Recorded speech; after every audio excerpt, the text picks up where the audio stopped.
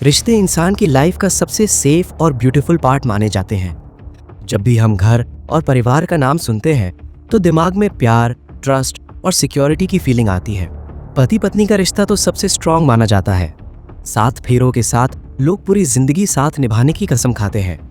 लेकिन सोचिए, अगर वही इंसान जिस पर आप सबसे ज्यादा भरोसा करते हो आपकी मौत की प्लानिंग कर रहा हो तो? आज की ये कहानी मध्य प्रदेश के धार जिले के एक छोटे से गांव गूंदी खेड़ा चारण की है। ये सिर्फ एक मर्डर स्टोरी नहीं है, बल्कि ट्रस्ट, बिट्रेयल, इलीगल रिलेशनशिप और ग्रीड की ऐसी कहानी है जिसने पूरे इलाके को हिला के रख दिया। इस कहानी का मेन कैरेक्टर है 28 साल का देवकृष्ण पुरोहित, एक सीधा साधा इंसान जो गांव में मसालों का छोटा सा बिजनेस करता था। लेकिन देवकृष्ण की जिंदगी बचपन से आसान नहीं थी। जब वो सिर्फ 2 साल का था तभी उसके पिता की मौत हो गई थी। उसके बाद उसकी माँ ने बहुत मुश्किलों में उसे बड़ा किया। गरीबी, संघर्ष और जिम्मेदारियों के बीच देवकृष्ण बड़ा हुआ, लेकिन उसने कभी गलत रास्ता नहीं चुना। गांव वाले बताते हैं कि वो बहुत शांत, मेहनती और दिल का साफ इंसान था। देवकृष्ण और प्रियंका की शादी कोई नॉर्मल शादी नहीं थी।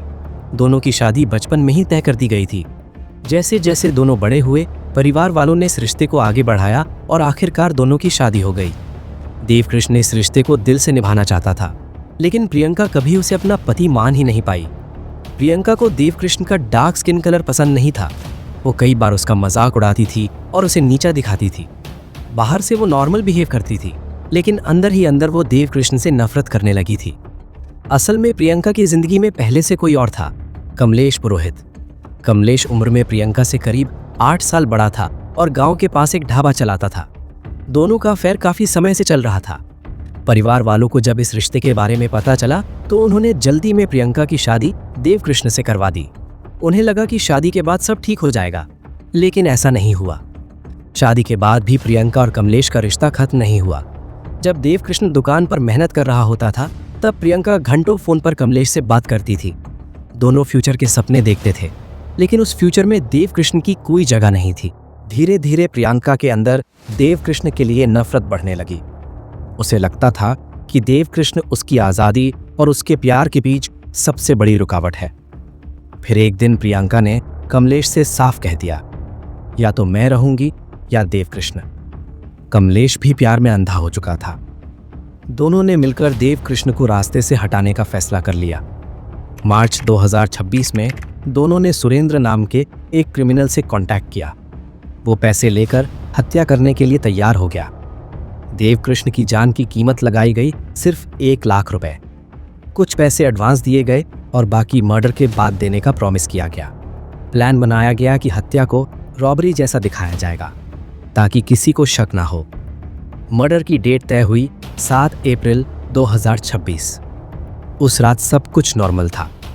देवकृष्ण दुकान से वापस आया, खाना खाया और सो गया, लेकिन प्रियंका जाग रही थी। रात करीब 1:30 बजे उसने धीरे से घर का दरवाजा खोला। बाहर कमलेश और सुरेंद्र इंतजार कर रहे थे। दोनों घर के अंदर आए।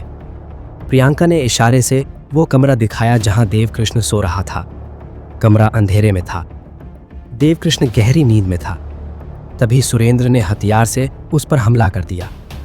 देवकृष्ण अचानक दर्द से उठ गया और अपनी जान बचाने की कोशिश करने लगा, लेकिन 2 लोगों के सामने उसकी एक नहीं चली।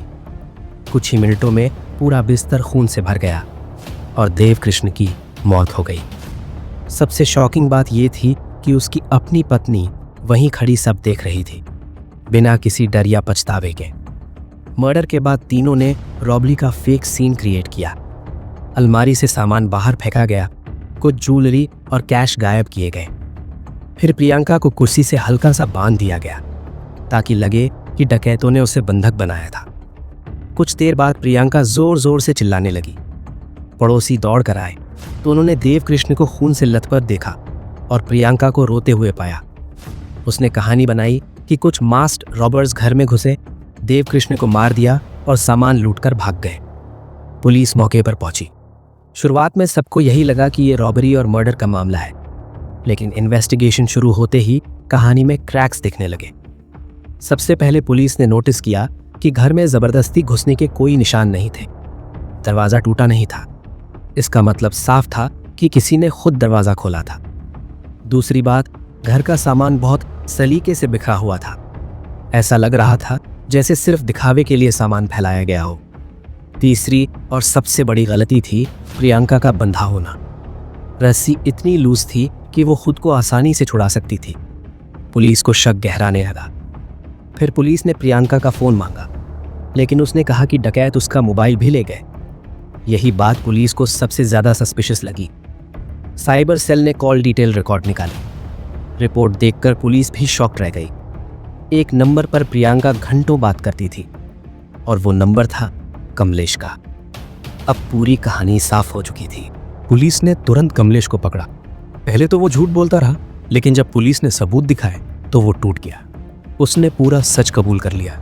उसने बताया कि कैसे प्रियंका, कमलेश और सुरेंद्र ने मिलकर देवकृष्ण की हत्या की प्लानिंग की थी। पुलिस ने मर्डर वेपन और चोरी किए गए कुछ ज्वेलरी भी रिकवर कर लिए। इसके बाद प्रियंका को भी गिरफ्तार कर लिया गया। जिस औरत को गांव वाले बेचारी विधवा समझ रहे थे, वही इस मर्डर कंस्पिरेसी की मास्टरमाइंड निकली। सिर्फ 36 घंटों के अंदर पुलिस ने पूरा केस सॉल्व कर दिया।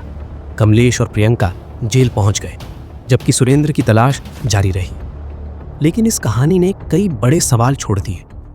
क्या प्यार इतना खतरनाक हो सकता है? क्या इंसान अपने सेल्फिश मोटिव के लिए इतना गिर सकता है कि अपने ही पार्टनर की हत्या करवा दे?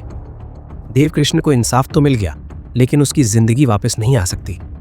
उसकी मां, जिसने अकेले अपने बेटे को पाला था, आज भी अपने बेटे को याद करके टूट जाती है। ये कहानी हमें याद दिलाती है कि कभी कभी सबसे खतरनाक दुश्मन वो नहीं होते जिन्हें हम जानते नहीं, बल्कि वो होते हैं जिन पर हम सबसे ज्यादा भरोसा करते हैं। अगर आपको ये कहानी शॉकिंग लगी तो वीडियो को लाइक करें, शेयर करें और चैनल को सब्सक्राइब जरूर करें। ऐसी ही रियल क्राइम स्टोरीज और डार्क डॉक्यूमेंट्रीज देखने के लिए बेल आइकन दबाना मत भूलिएगा।